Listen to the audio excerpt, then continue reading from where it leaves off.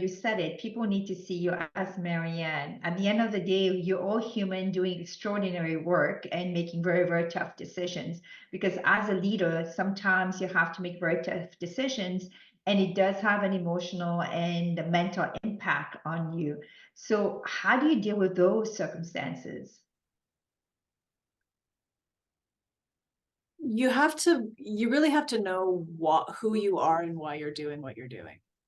To be able, we talked about this a little early, but to be able to distill what is legitimate criticism or legitimate feedback that you need to pay attention to that will make you a better person, a better mayor, a better whatever, versus what is really offside and not informed, not accurate, just mean spirited, and really says more about the individual saying it than it does about you.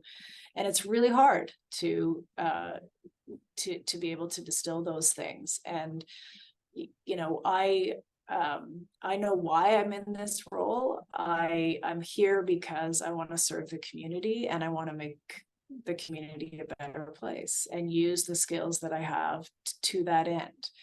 And when I made the switch from journalism to politics, I had my own column. I was paid to give my opinion. People look at me and say, why did you give that up? I wasn't responsible for the decisions being made. That was somebody else. I was just responsible to give my advice. And so you're not responsible or accountable, and you're accountable for your words, but you have no skin in the game on the outcome. And I thought, you know what? I actually want to be the decision maker. I want to be the one to be able to put policy on the floor and put my hand in the air and to try to rally people to support this, and use my skills of persuasion in that way to actually have an outcome. And so I left journalism. I left that wonderful gig to actually do a much harder job, I would say, because you're accountable every day. And especially as the mayor, and I was a two-term councillor before I became the mayor. So I know that there's a huge difference between the accountability on the shoulders of a council member and the mayor. You are responsible for everything good and everything not good in the city.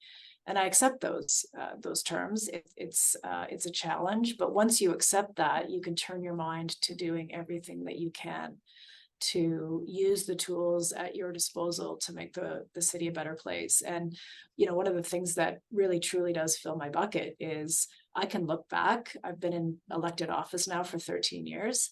I can look back and say, this good thing wouldn't have happened if I hadn't been around the table to bring emotion or persuade people or to rally people towards something.